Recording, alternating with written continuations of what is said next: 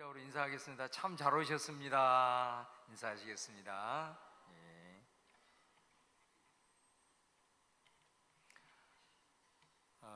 제가 여러분 통독 상황을 제가 한번 보고를 좀 받았는데, 제가 보니까 창세기를 지금 이게 이 구약 통독 개관 시작을 하면서 창세기를 완독하시는 분이 한 75명 정도가 창세기를 이제 완독을 하셨고, 가장 많이 성경을 읽으신 분은 구약을 지나서 누가복음 24장까지 지금 한 분이 읽어 나가셨습니다. 이분은 한 바퀴 돌고 다시 이제 시작을 하셔도 될 것 같습니다. 깜짝 놀랐습니다. 그리고 그 다음 분은 말라기 4장까지 가신 것 같습니다. 말라기 4장. 그리고 그 다음이 사무엘 하 20장. 그래서 제가 세 분만 한번 달라고 그래서 이렇게 세 분 했는데, 중요한 것은 창세기 완독자가 75명 이렇게 되신다는 게 참 감사한 일입니다.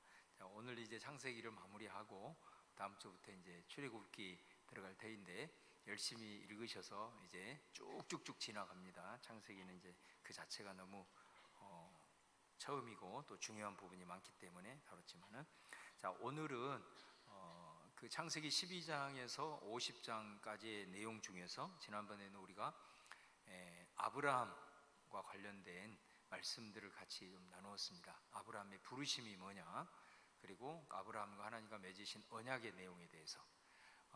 좀 아쉬운 것은 지난번에 좀 음향 상태가 좋지 않아서 유튜브 중계가 되지 않아서 이렇게 온라인으로 듣는 분들에게 좀 많이 죄송합니다. 이게 또 녹화도 되지 않아서 이제 이게 통째로 빠져버렸는데, 아무튼 양해를 해주시고, 그래서 이제 아브라함을 지나서 이 족장사 12장에서 50장을 읽어 나가면서 우리가 하나의 맥으로 잡을 수 있는 핵심적인 내용들이 어떤 것이 있는가, 그 부분을 한 4가지 정도 오늘 정리를 하도록 하겠습니다.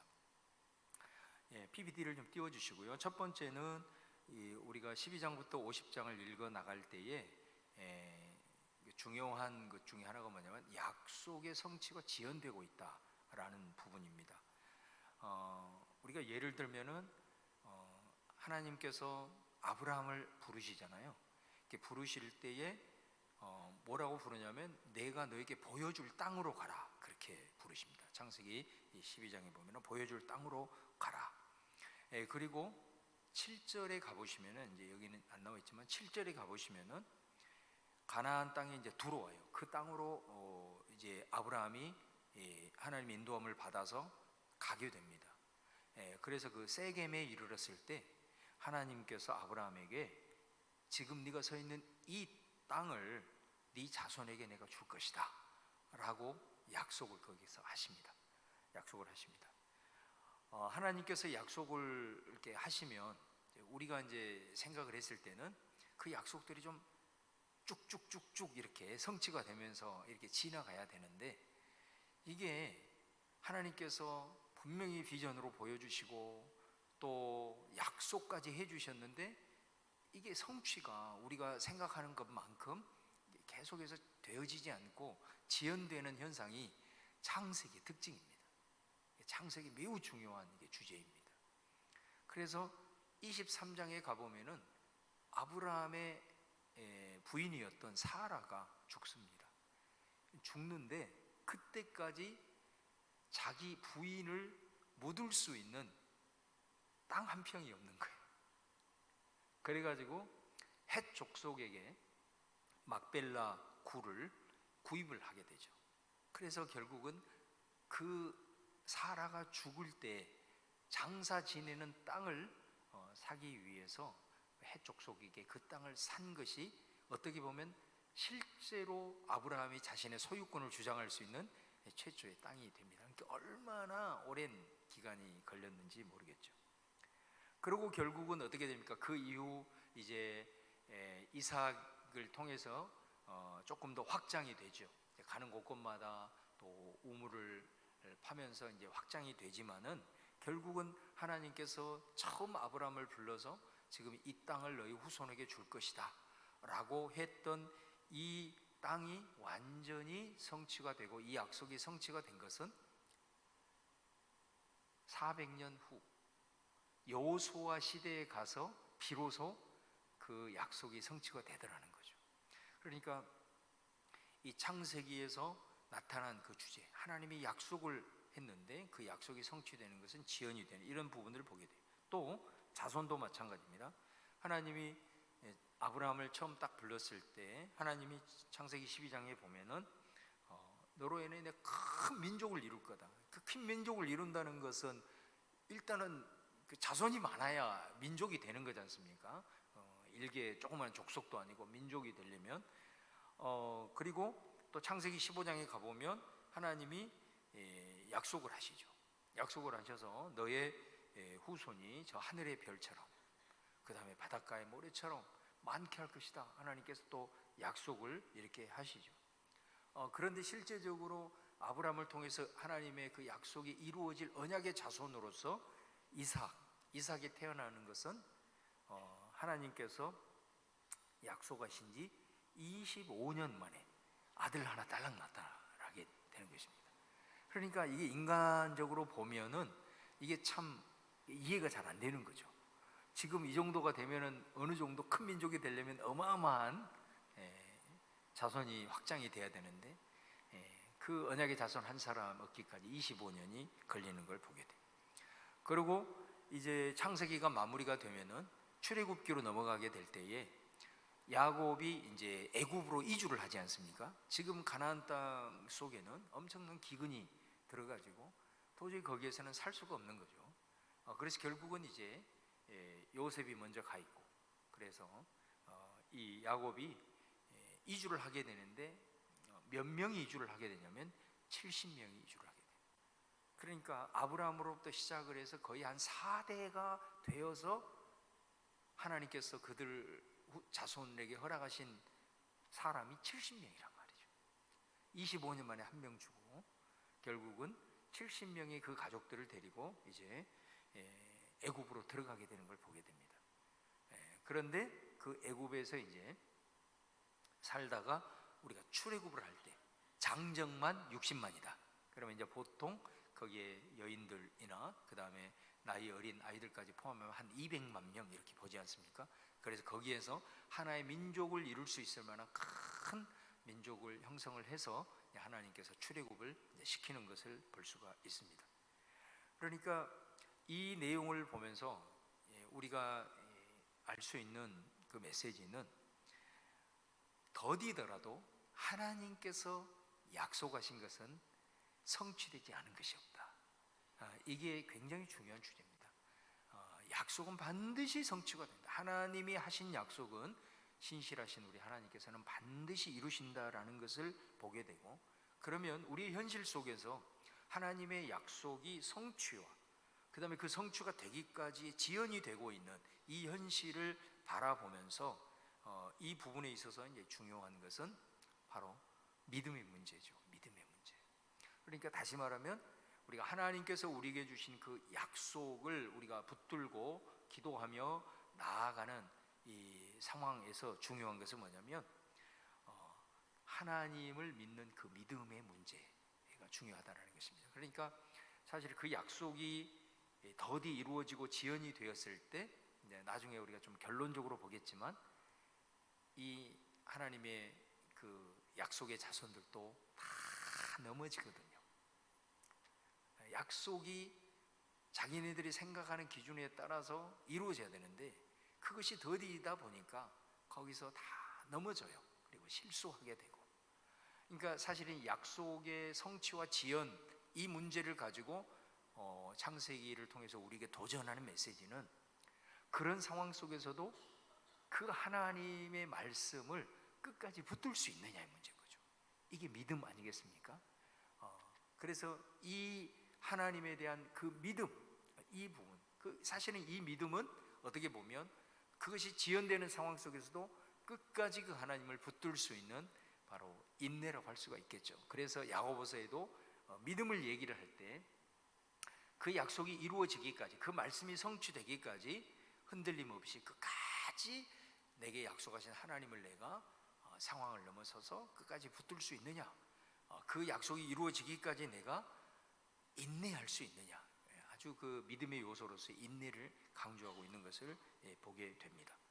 근데 이제 중요한 것은 뭐냐면은 우리가 생각했을 때는 지연이 되고 지연이 되어서 우리가 또 인내하지 못할 때도 있고 그 하나님에 대한 믿음의 부분에 대해서 우리가 무너질 때가 있었지만은 결과적으로 보면은 가장 하나님의 약속은 합당한 때에 성취가 된다라는 겁니다.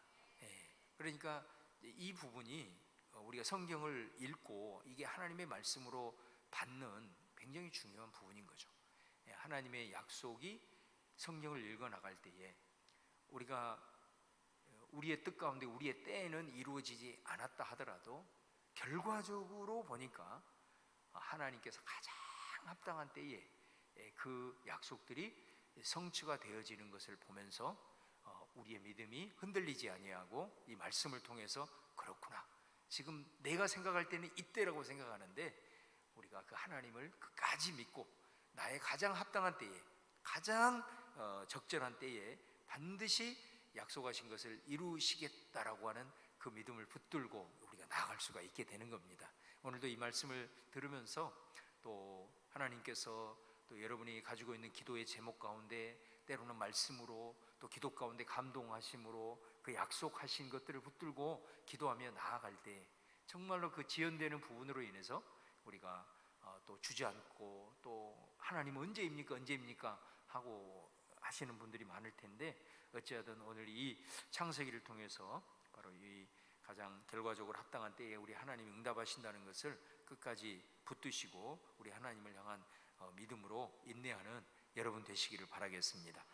그리고 이 부분에서 마지막 부분에 나와 있는 대로 하나님은 절대로 우리 인간에 의해서 조종되는 분이 아니다 라는 것입니다.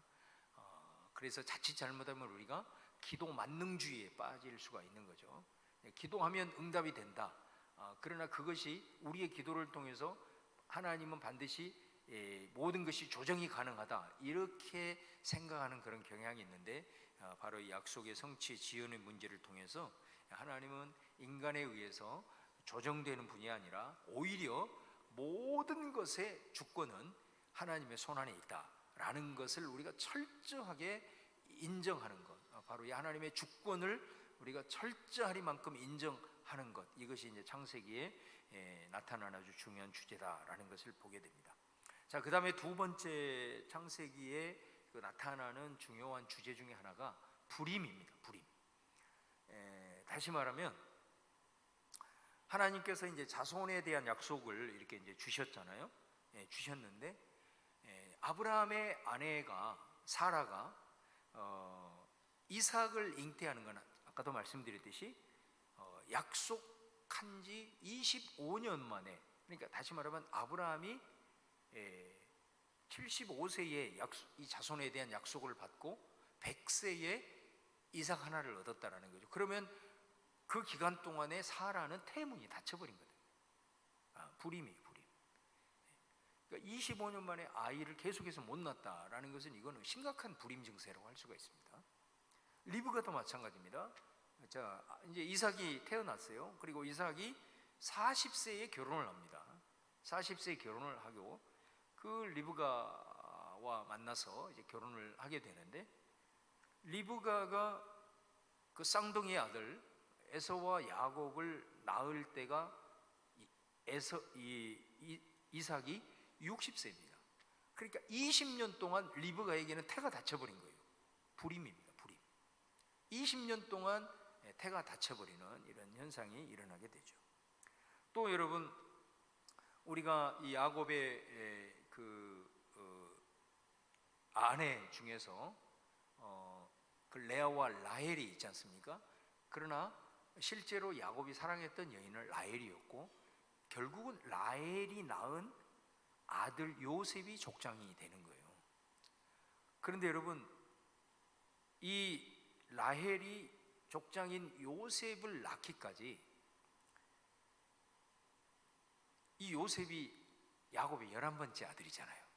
그러니까 라헬은 자기 언니인 레아, 그 다음에 또 종, 그 몸종이죠, 레아의 몸종, 그 다음에 자기의 몸종 비라와 실바를 통해서 10명이 낳을 때까지 라헬은 불임이었습니다. 태가 다쳐버렸어요. 애를 낳지를 못하는 거예요. 그러니까 오직 했으면은 자기 몸종을 바쳐가지고 그렇게 후손을 보려고 했겠습니까? 그래서 이 창세기를 읽어보면 이 공통적인 현상이 희한한 게 뭐냐면, 자손의 복을 분명히 약속을 하셨는데 그 족장들과 결혼한 여인들이 다 태가 다쳐버린 거예요. 다 불임 증세를 보이고 있었다라는 거예요. 그래 때가 돼서 하나님이 그 태문을 열어주시니까 결국은 아들을 낳게 되는 이런 독특한 현상이 창세기에 나타나고 있다라는 것이죠. 자, 이 불임을 통해서 어떤 메시지를 말씀하려고 하는 것일까? 자, 이 불임을 통해서 이제 창세기를 통해서 전체적으로 우리에게 던지고자 하는 메시지를 우리가 이제 품어야 돼요. 그거는 뭐냐면, 이제 첫 번째, 약속의 성취 지연과도 연관된 부분입니다. 이 약속의 성취는 사람의 힘으로는 불가능하다라는 것을 말씀을 하고 있는 겁니다. 하나님의 약속은 인간의 힘으로 되는 것이 아니라 전적인 하나님의 약속하신 그 하나님의 손에 의해서 이루어 주신다라는 메시지를 던지고 있는 것이죠. 그러니까 큰 민족을 이룰 것이다. 그러니까 하나님께서 그렇게 약속을 했는데 실제적으로 족장들이 직면하면서 살아가는 현실은 그 반대인 거죠. 약속을 했으면은 뭔가가 척척척 좀 어느 정도 이렇게 단계로 이루어져야 되는데 전혀 이루어지지 않는 그 현실 앞에서 이 족장들이 직면하면서 얼마나 우리가 성경을 읽어보면서 그런 관점에서 봤을 때는 이들에게 조바심이 있었을 것이고, 이들에게 얼마나 그런 여러 가지 연약함 속에 빠질 수 있는 그런 유혹이 있었겠어요. 실제로 우리가 아브라함을 보게 되면은 아브라함이 끊임없이 갈등하지 않습니까? 아이가 안 생기니까, 언약의 자손이 안 생기니까 우리가 잘 아는 대로 하갈을 결국은 취하게 되고, 하갈을 통해서 이스마엘을 낳게 되는데 하나님이 뭐라고 얘기하냐면 아니다라는 거죠. 그러니까 아브라함은 하나님의 약속이니까 이렇게 해도 안 되고 저렇게 해도 안 되고 기다려도 안 되니까 혹시 한번 이렇게 한번 해볼까 하고 자기 생각을 가지고 시도를 해본 거죠. 시도를 해봤는데 하나님의 뜻은 그것이 아니었단 말이에요. 그러니까 우리가 사실은 그런 경우가 많거든요. 우리가 어떤 하나님의 약속, 나를 향한 하나님의 뜻 이렇게 하는데 우리도 내 나름대로 이렇게도 해보고 저렇게도 해보는 경우가 많다라는 거죠. 그런데 그렇게 하다가 기도하면서 들 때는 또 뭐 확신도 갖게 되는데 또 그것이 안 될 경우도 많고, 이런 경우도 많고, 결국은 아브라함도 이제 이스마엘을 통해도 아니다 그러니 어떻게 합니까? 이제 결국은 자기 몸종과도 같은 그 엘리에셀을, 아유 얘가 내 후계자가 되겠구나 이렇게 생각을 할 정도, 결국은 그 상황에서 이제 많이 내려놓는 이 과정이 있게 됩니다. 그러니까 어찌하든 하나님의 약속의 성취는 사람의 노력으로 될 것 같지만은 결국 하나님의 뜻은, 하나님의 약속은 그렇게 돼서 이루어지는 것이 아니다라는 것을 우리가 바라보면서, 어찌하든 하나님의 일은 하나님의 때에 하나님의 방식으로 이루어진다라고 하는 것을 확실히 믿으시기를 주의 이름으로 축원합니다. 이것이 왜 중요하냐면 이 부분에 대해서 우리가 확실하게 이 말씀을 통해서, 이 메시지를 통해서 받을 수가 있다면 사실 우리의 신앙의 근본을 재정립할 수가 있습니다. 사실 우리가 하나님의 일을 하면서 또 자기 자신의 삶의 모든 일들을 하면서 하나님의 뜻이 이루어지기를 원하여서 굉장히 기도하고 굉장히 노력을 하지만은 사실은 이 속에서 자칫 잘못하면 하나님의 뜻을 계속해서 배제해버리는 경향이 의외로 많습니다. 그래서 자기가 생각하고 있는 것을 하나님의 뜻이라고 생각을 해서 막 달려갔다가 그것이 되지 않으면 또 거기에서 번아웃되고 힘들어하는 그런 경우가 많거든요. 그러니까 약속의 성취는 사람의 그렇다고 우리가 노력하지 말아라 그런 의미는 아니에요. 그러나 절대로 사람의 어떤 노력이나 이런 것을 통해서 이루어지는 것이 아니라 하나님의 손에 이루어진다라는 것에 대한 확신을 우리가 갖게 되면은 정말로 우리가 이 일을 위해서 내가 최선을 다하고 열심히 일하기 전에 우리는 무엇을 먼저 하게 되느냐? 하나님의 뜻을 찾는 데 몸부림을 치게 됩니다. 그런 신앙으로 재정립을 해야 된단 말이에요. 이것을 말하고 있는 거예요. 우리가 사실은 그냥 은연중에 뭐 어떤 계획을 가지고 막 이렇게 했을 때 하나님의 뜻이 뭐냐, 그거에 대해서 진지하게, 그리고 시간을 들여서 정말로 기도하면서 하나님의 확실한 뜻을 받기 위해서 정말로 몸부림을 치면 그 과정은 너무나 많이 생략을 해버리고 그냥 너무 급한 나머지 너무 그냥 우리가 뭔가를 하려고 하는 이런 부분들이 너무 많지 않냐라는 거예요. 그러니까 이 부림을 통해서 던지는 메시지는 우리가 열심히 최선을 다하고 하나님의 일을 이루기 위해서 노력을 해야 되고 몸부림을 쳐야 되지만 더 중요한 것은 진짜 이것이 하나님이 원하는 길이냐, 진짜 하나님이 원하는 뜻이냐, 이것을 위해서 끊임없이 우리가 더 이것을 위해서 더 기도하고 그것을 위해서 하나님의 뜻을 찾기 위해서 애를 써야 되고 그 일이 진행되어져 가는 과정 속에서도 그래, 이 모든 것은 하나님의 손안에 있다라는 믿음을 가지고 우리가 자칫 또 인간적인 열심을 가지고 가다 보면 어떻게 보면 길이 틀어졌을 때 우리가 하나님의 뜻 이것을 찾기 위해서 몸부림을 쳤을 때는 그 상황에서 다시 한번 우리가 지금 제대로 가고 있는가, 과연 이것이 하나님의 뜻을 이루고 교회의 덕을 세우고 있는 문제인가, 스탑 할 수도 있는 거죠. 그러면서 다시 한번 하나님의 뜻을 찾아가는 바로 이 부분, 하나님의 뜻에 대해서 너무 쉽게 생각하고 인간적인 노력을 하는 것이 중요한 것이 아니라 오히려 하나님의 뜻을 찾고 그 길을 찾는 데 있어서 우리가 더 많은 노력을 기울이고 더 기도하면서 나아가야 된다라고 하는 메시지를 던진다라는 거죠. 자, 이 부림을 통해서 이 메시지를 여러분 꼭 기억할 수 있기를 주의 이름으로 축원합니다. 그 다음에 세 번째는 창세기를 읽어보면 장자의 권리가 장자에게 간 적이 한 번도 없습니다. 이것도 굉장히 중요한 특징이죠. 장자의 권리는 상속이 계승이 되잖아요. 상속. 그러니까 그러니까 부모로부터 장자가 받을 권리는 권력, 그 다음에 소유, 땅, 이것들을 거의 대부분이 장자가 다 갖게 되지 않습니까? 이 장자라고 하는 것은 엄청난 권리가 있는 것이죠.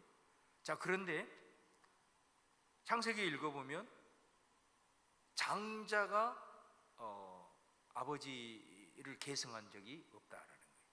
우리가 PPT 보여주시고요. 아브라함을 보십시오. 아브라함의 장자가 누구죠? 이스마엘이 이스마엘에게 장자권이 계승이 됐습니까? 누구에게 가죠? 이삭에게 간단 말이에요. 원래는 그러니까 아브라함에게 후손에 태어난 이스마엘에게 간 게 아니라 차자인 이삭에게 아브라함의 족장에 대한 모든 상속과 권리가 이어지는 것을 보게 됩니다. 또 이삭이 아들을 낳았어요. 쌍둥이를 낳았습니다. 첫째가 누구죠?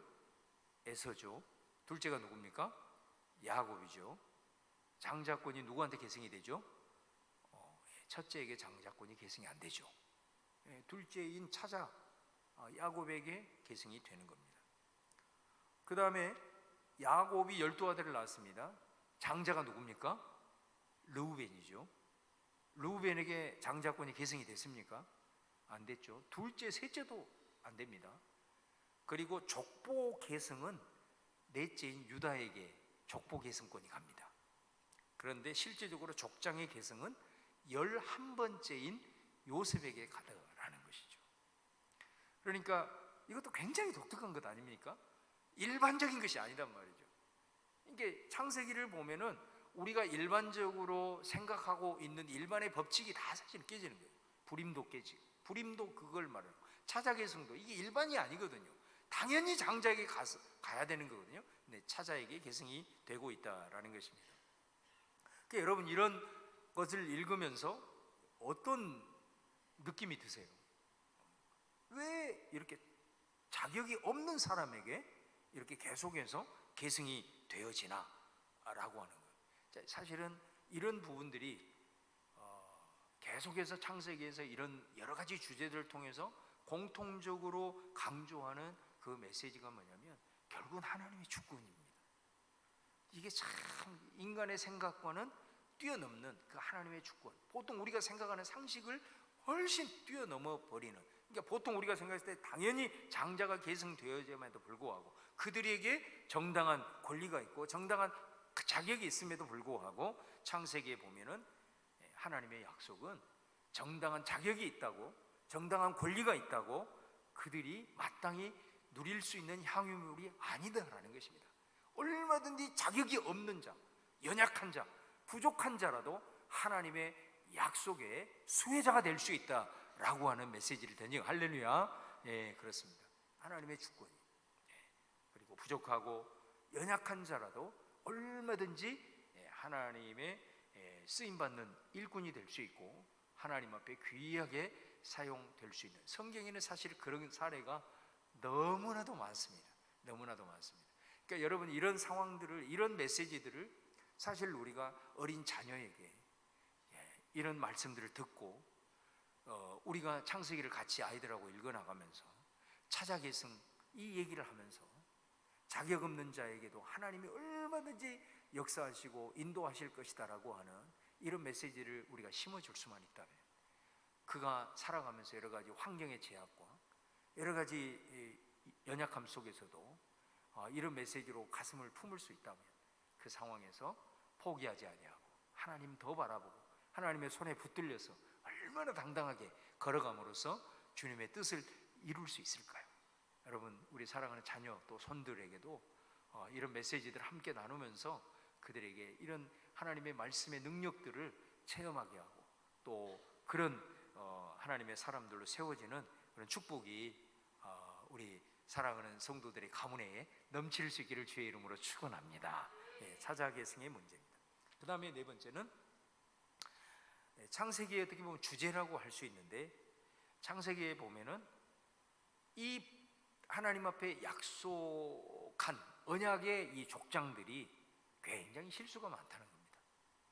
실수가 많음에도 불구하고 하나님은 그 모든 실수 속에서도 하나님은 끝까지 그들을 붙들고 하나님의 뜻을 이루어 가더라라는 것입니다.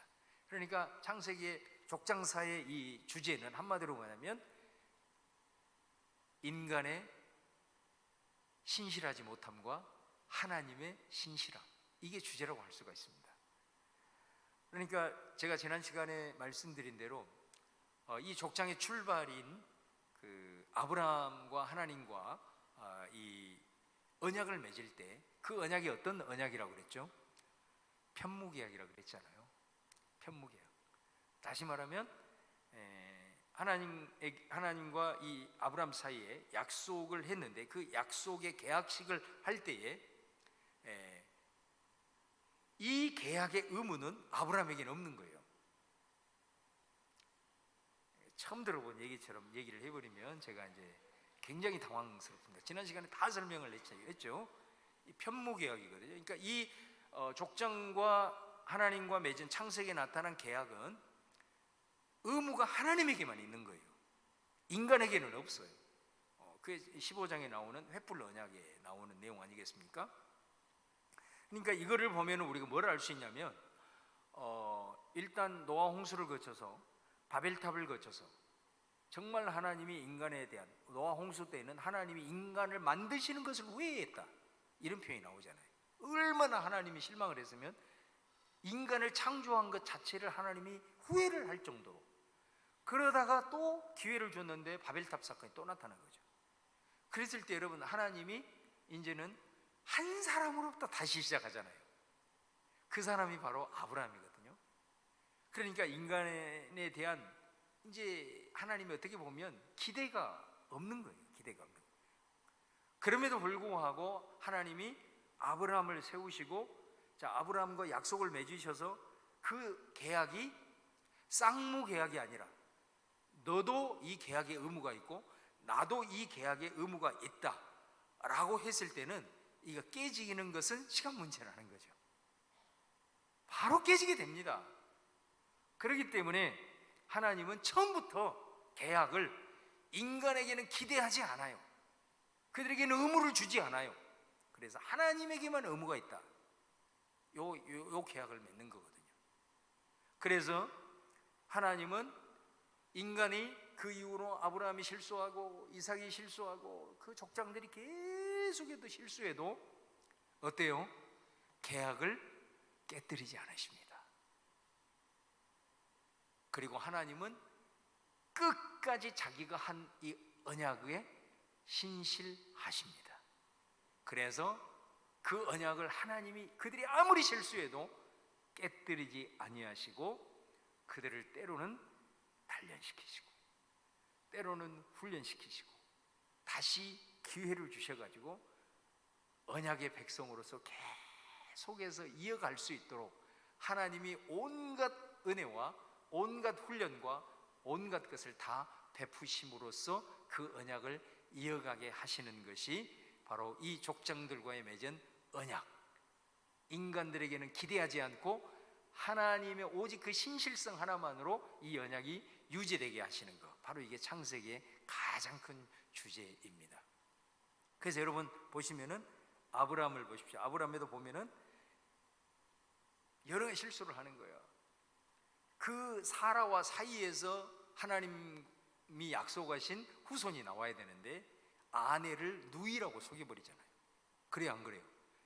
이게 어쩔 뻔했습니까? 하나님이 개입을 안 했다면 이 아내는 바로 다른 나라 다른 남자에게 뺏겨버릴 판이란 말이죠. 그러면은 어떻게 되는 거예요? 사라의 태를 통해서 하나님의 약속이 지금 이어져야 되는데 이런 실수를 해버린다라는 거죠. 자기 목숨을 부지하기 위해서 아내를 누이로 속여버려가지고 다른 남자한테 넘겨버리는 이런 어마어마한 실수를 하게 되는 거죠. 말도 안 되는 이런 실수를 하는 겁니다. 또 안 되니까 하갈을 취하기도 하고. 여러분 나중에는 하나님에 대한 믿음까지도 굉장히 놓아버리는 그런 경우를 보게 됩니다. 계속해서 이삭이 이제 아들이 안 생기니까 우리 잘 아는 대로 안 생기니까 아브라함이 거의 이제는 포기한 상태인 것 같아요. 그래서 하나님이 창세기 17장에 와가지고 그 소돔성 멸망을 예언을 이렇게 이제 하면서 살짝 찾아오잖아요. 그래서 하나님이 뭐라고 얘기하냐면 내가 너로 하여금 열국의 아비가 되고 네 아내로 하여금 열국의 어미가 되겠다. 그 말은 무슨 말이에요? 열국의 아비가 되고 어미가 되려면 자손이 많아야 되는 거잖아요. 그러니까 그 자손에 대한 약속을 또 주시는 거예요. 그러니까 그때는 아브라함이 이제는 완전히 다 포기를 해요. 그러면서 속으로 웃습니다. 속으로 웃었다는 건 뭐예요? 하나님 농담 그만하시지, 그런 의미인 거예요. 농담 그만하시지, 그런 말이에요. 속으로 웃었다 그래. 아이고 이제 나이가 몇 살인데 이래. 그러니까 하나님이 아브라함에게 네가 내 말을 듣고 신뢰하지 않음으로 인하여서 웃음에 대해서 하나님께서 뭐라고 얘기하냐면 네가 사라와 사이에서 태어날 아들의 이름을 지어주어버립니다. 하나님 그 아들 이름 이삭이라고 해라 라고 이름을 지어줘요. 이삭의 이름의 뜻이 뭐예요? 이삭의 이름의 뜻은 웃음이라는 뜻입니다. 웃음. 근데 이제 18장에 가보면은 이제 아브라함이 또 찾아옵니다. 하나님께서 아브라함을 찾아와가지고 내년에 이제 아들을 너한테 준다. 아주 구체적으로 약속을 하세요. 내년에 준다. 내년에. 그러니까 이 말을 우리 식으로 얘기를 하면은 안방에서 하나님 보낸 사자와 아브라함이 이 얘기를 하고 있는데 부엌에서 차를 준비하다가 부엌에서 사라가 그 소리를 들은 거예요. 그러니까 사라가 어떻게 했어요? 웃었어요. 왜 웃었을까요? 거기 성경에 나옵니다. 아브라함 우리 남편이 나이가 몇 살인데 내가 지금 생리가 끊어진 지가 얼마인데 하면서 말도 안 되는 소리 하시네 하면서 피식피식하고 웃었단 말이에요. 근데 그 소리를 하나님이 들으셨어요. 사라야 왜 웃어? 하나님이 그래 왜 웃어? 그때서야 사라가 하나님에 대한 두려움에 확 사로잡힙니다. 그래 내가 웃지 않았습니다. 아니야 네가 웃었느니라 이렇게 말씀합니다. 그러면서 인간은 할 수 없는 일이지만 하나님이 하실 수 없는 일이 있겠냐? 그렇게 말씀을 하시고 떠나가시죠. 그리고 그 다음에 실제로 아들이 생겨버립니다. 생기니까 어떻겠어요? 이제 아브라함은 이제 귀에 거는 거죠. 귀에 걸리는 거죠. 그 다음에 사라도 너무너무 좋아서 하하하하 웃는 거예요. 한번 웃어볼까요, 우리도? 예, 웃는 거예요. 근데 자기만 웃는 게 아니라 이 아들이 태어남으로써 우리 모든 이웃 사람들이 다 웃으리로다. 웃습니다. 그래서 아브라함이 이제 이름을 짓죠. 예, 이삭이라고 이름을 짓습니다. 그러니까 우리가 생각했을 때는 이 웃음의 의미가 하나님이 드디어 기도 응답을 주셔가지고 우리에게 기쁨을 주셨구나, 우리에게 웃음을 주셨구나, 사라는 그런 의미로 웃었을 거예요. 근데 하나님이 아브라함이 이삭의 이름을 지었다면 그 말이 100% 맞아요. 그런데 아브라함이 믿지 못하고 웃었을 때 하나님이 이름을 지어주잖아요. 웃음이라고. 그 말은 무슨 말이냐면, 아브라함아, 너는 네 아들을 볼 때마다 내가 얼마나 믿음 없는 사람인 건가를 꼭 기억하고 살아라. 그런 의미인 거죠. 웃음이니까 이 아들을 보면서 내가 하나님의 약속을 믿지 못하고 속으로 조소하면서 하나님 농담하시네, 그렇게 웃었지. 자신의 그 하나님의 약속을 믿지 못하는 자신의 그 믿음 없음을 보라는 거예요. 그래서 하나님께서 믿지 못하는 아브라함에게 이삭이라고 아들의 이름까지 지어주는 의미가 거기에 담겨 있다는 것입니다. 그러니까 이처럼 아브라함도 이렇게 하나님을 신뢰하지 못하고 계속해서 실수하고 무너지고, 또 이삭도 마찬가지죠. 이삭도 아버지와 똑같이 부전자전이라고 자기 아내를 또 누이로 속이고, 또 하나님이 개입하셔가지고 아내를 또 찾아오고, 또 이 사람은 특별히 자식에 대한 편애가 상당한 문제였습니다. 이 편애, 리브가는 야곱을 편애하고, 또 이삭은 고기를 맨날 잡아다 주니까 에서를 편애하고, 이 편애로 인하여서 결국은 이 갈등이 상당히 유발되어지는 상황을 발생하게 되는 거죠. 야곱을 보십시오. 야곱은 그 인생 전체가 그가 바로 앞에 서서 바로가 당신 나이가 몇 살입니까? 이렇게 물어보잖아요. 애굽왕 바로가. 그러니까 야곱이 뭐라고 대답합니까? 내 나이 135세, 135세라. 그러면서 뭐라고? 내가 험악한 세월을 보냈나이다, 이렇게 고백을 합니다. 그러니까 그 험악한 세월에 담겨있는 의미는, 야곱은 진짜 상황적으로 힘든 어려움을 겪었지만은 이 사람은 평생 동안 관계 때문에 힘들었던 사람이에요. 그러니까 야곱의 이 험악한 세월을 살았다는 것은 뭐를 의미하느냐면, 이 사람은 그 사람의 삶 자체가 속고 속임을 당하는 일생을 살았던 거예요. 그러니까 사실은 여러분, 우리 평생의 삶에 대해서 우리가 고생하고 물리적으로 막 힘들고 어려운 그런 것들은 다 좋은 추억입니다. 나중에 가다 보면 그런 고생한 시절이 있었지 하면서 그런 것들 때문에 또 지금의 나의 모습 속에서 그때를 추억하면서 웃게 되고 추억거리가 돼요. 사실은 고생해도. 그러나 관계로 인한 이 아픔은 평생 가는 겁니다. 그러니까 사실 우리를 진짜 힘들게 하는 것은 사람과의 관계를 잘 맺어야 돼요. 이것이 정말로 내 삶에 있어서 진정한 행복이 여기서 오는 겁니다. 그래서 이 사람이 삶 전체는 끊임없이 아버지를 속이고 형을 속여 장자권 탈취하고, 그리고 이제 그렇게 해가지고 쫓겨나지 않습니까? 쫓겨나가지고 라반의 집 가죠. 라반에게 20년 속임을 당해. 철저하게 속임을 당하죠. 그래가지고 하나님의 은혜로 이제 오게 될 때에 그 후로부터는 아들들한테 이제 속임을 당해. 이런 인생을 살게 되는 걸 보게 돼요. 또 야곱의 아들들도 보세요. 루벤, PPT 좀 보여주시고요. 루벤을 보면은 야곱의 그 첩이잖아요. 첩과 비라와 간통을 하는 큰 범죄를 하게 되고, 시몬과 레위는 아까도 얘기했던 아버지 속이고 세겜 사람들 다 학살하고, 유다, 이 사람은 어느 정도 자랐을 때 거의 독립생활을 한 거예요. 유다는. 그래서 그 가족들과 같이 거하지 아니하고 가나안 속으로 들어가서 거기에서 거하다가 자기가 어떤 의지는 아니었지만 결국은 이런 부적절한 그런 관계를 또 갖게 되고, 또 요셉 자체도 이 사람은 심리학적으로 이 성격 결함이라고 얘기합니다.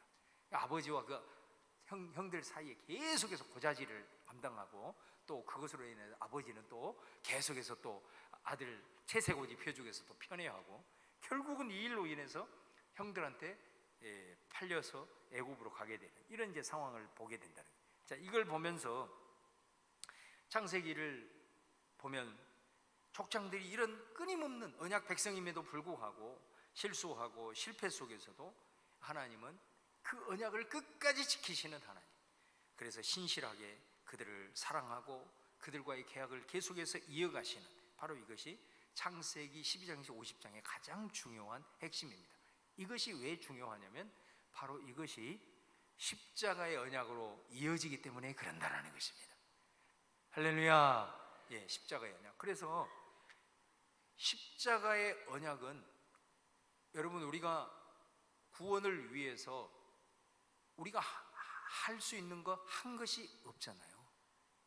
지금 아브라함과 이 하나님과의 언약에 있어서 인간에게 있어서 의무가 하나도 없어요. 하나님에게만 의무가 있잖아요. 이게 편무계약의 이 흐름이 십자가의 언약으로 이어지는 거예요. 그래서 인간의 죄로 말미암아 죽을 수밖에 없는 상황에서 하나님께서 그 아들 독생자를 보내서 십자가에 달려 죽게 하심으로써 인간의 구원을 위한 모든 것을 다 이루어 놓으신 거죠. 그리고 그 예수 그리스도를 믿는 자마다 다 하나님의 자녀가 되게 하셨죠. 할렐루야. 이것도 큰 은혜인데 구원은 여기에서 끝나는 것이 아니에요. 자, 보세요. 언약을 맺은 다음에 이 사람들이 뭐 했다 그랬죠? 끊임없이 실수하잖아요. 실패하고 믿음에서 막 주저앉고 이렇잖아요. 우리도 예수 그리스도를 믿고 구원을 받았지만 어떻습니까, 여러분? 한번 여러분 자신에게 한번 솔직히 해봐요. 우리 계속 실수하거든요. 계속 무너지거든요. 그래도 어쩐다는 거예요? 하나님이 우리를 포기한다 안 한다? 자신이 없는 모양이네. 절대로 하나님이 포기 안 한다 그 말이에요. 그래서 우리를 때로는 단련시키시고 징계를 하더라도 하나님께서 끝까지 구원받은 하나님의 백성들을 포기하지 않으시고 이 편무계약의 십자가의 은혜로 마지막까지 우리를 견인해 가신다. 그래서 우리 장로교 교리 중에 성도의 견인, 그죠? 성도의 견인, 이 말은 두 가지로 해석할 수 있습니다. 하나는 목적격적으로 성도를 하나님이 끝까지 인내하시면서 참아가시면서 천국까지 이끌고 가신다라는 의미고, 또 하나는 주격으로 해석을 하면 성도가 하나님의 그 섭리를 기억하고 어떤 상황에서도 포기하지 않냐고 끝까지 견디면서 이기면서 믿음의 길을 걸어간다. 그 두 가지가 다 해석이 되는 거예요. 그러니까 여러분, 이 말씀 속에서 바로 그런 의미죠. 우리 십자가로 인하여서 그냥 일방적인 무조건적인 은혜를 주셨고, 구원받은 이후에도 마지막 천국 가는 길까지 우리를 포기하지 아니하고 인도에 가시는 그것이 십자가의 언약임을 여러분 꼭 기억하면서, 이 십자가의 언약을 어디에서 우리가 생생하게 느낄 수 있느냐?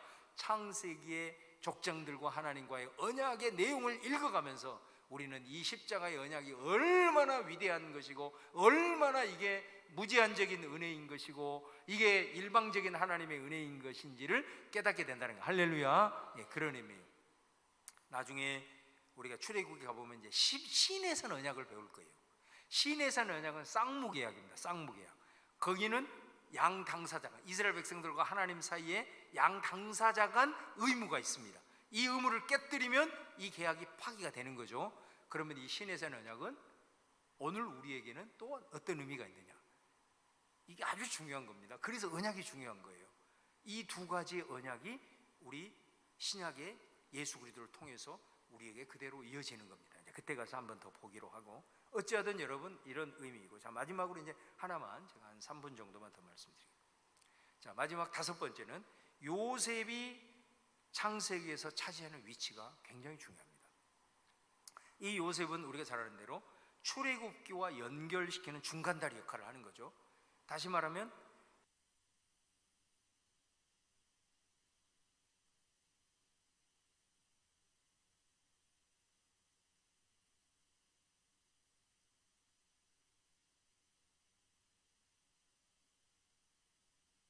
수가 없어가지고 아들들을 애굽으로 양식을 구하러 보내잖아요. 거기서 누구를 만나버린 거예요? 창세기를 75분이 읽으셨습니다. 예. 자, 거기서 요셉을 만난 거잖아요. 그러니까 기근이 그만큼 심해서 사실은 살려고 이제 결국 그리 이제 가게 되는 건데, 사실은 요셉으로 인해서 결국은 이 70명의 가족이 결국은 살게 되는 겁니다. 살게 되는 겁니다. 자, 그런 측면에서 봤을 때 요셉이 어떤 중요한 위치에 서게 되는가? 그거는 뭐냐면, 우리가 요셉의 일생을 보면은 그가 아까도 막 성격 결함도 있고 고자질하고 그렇게 해가지고 형들한테 팔려서 그렇게 가서 비참한 생활을 하고 거기서 어찌하든 믿음 붙들고 최선을 다해서 결국은 하나님께서 큰 인물로 세우셔가지고 결국은 이 야곱의 가족들도 구원하고 애굽도 그 흉년 풍년 경제 정책을 잘 해가지고 구원해냈다. 이렇게 이제 우리가 보잖아요. 틀린 게 아니죠. 그런데 이 메시지에서 더 중요한 것이 있습니다. 그게 뭐냐면 요셉의 말이에요. 그 요셉의 형들이 와서 이제 발각이 되잖아요. 요셉이라는 걸 알아버린 거예요. 그랬을 때 요셉이 뭐라고 얘기하죠? 당신들이 나를 이곳에 보낸 게 아닙니다. 당신들이 팔아서 내가 이곳에 온 게 아닙니다. 요셉이 뭐라고 얘기하죠? 하나님께서 나를 당신들보다 먼저 이곳에 보내셨습니다. 그렇게 얘기하죠. 그 고백을 하니까 뭐가 되죠? 용서가 되는 겁니다. 사실은 요셉의 일생 속에서 제일 중요한 메시지는 용서의 메시지입니다. 왜 용서를 할 수 있었을까요? 요셉 자신은 지금까지 살아온 삶의 모든 여정을 뒤돌아보니 이것은 하나님의 섭리 가운데 있었다는 것을 깨달아 버린 겁니다. 할렐루야. 그러니까 더 이상 형들이 자기를 분명히 팔았잖아요. 팔아서 여기로 온 거잖아요. 그런데 되돌아보니까 형들의 파는 것도 그것도 하나님의 경륜 가운데 있었다는 걸 알게 된 거예요. 와, 하나님이 바로 이 언약을 이어가기 위해서 이 굶주려 죽어가는 이 70명을 통해서 이 구속의 역사를 이어가기 위해서 나를 이런 과정을 통해서 이렇게 연단시키고 단련시켜서 이 과정이 아니면은 어떻게 해서 내가 이 자리에 올라갈 수 있겠으며, 그런 하나님의 섭리와 경륜을 쫙 믿음으로 확실하게 취하는 순간 그는 더 이상 형들의 자신을 팔고 그런 것들이 더 이상 자기를 주장을 못하는 거예요. 그 섭리에 대한 믿음이 확실하게 서버리니까 용서하지 못할 사람이었고 다 하나님의 경륜 가운데 있다는 것을 깨닫게 되어버리다라는 것입니다. 사랑하는 여러분, 우리가 지금 살아가는 삶이 매우 힘들고 또 때로는 여러 가지로 있지만 오늘 이 말씀을 통해서 꼭 기억하십시오. 나중에도 반드시 여러분 나중에 이 지금 겪고 있는 내 삶을 돌아볼 때에 그 속에서 하나님의 섭리를 찬양할 수 있는 여러분 되시기를 바랍니다. 그 섭리의 신앙을 믿음으로 취하고 또 앞으로 이어질 모든 내 인생도 결국은 하나님의 그 섭리 가운데 내가 있다라고 하는 것에 대한 확신을 갖는다면 지금의 모든 상황과 때로는 어려움들도 꾸역꾸역 주저하지 아니하고 버티면서 걸어갈 수가 있게 됩니다.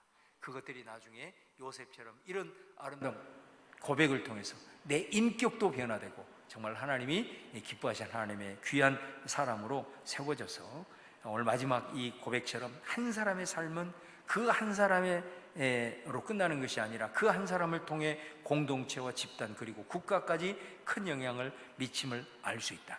섭리에 대한 내 인생에 대한 섭리 신앙이 그만큼 중요하다는 것을 여러분들이 좀 기억하면서 오늘 이 요셉을 통해서 다시 한번 그 말씀의 의미를 깨닫고 나아가는 우리 사랑하는 성도님들 다 되시기를 주님의 이름으로 축원을 드립니다.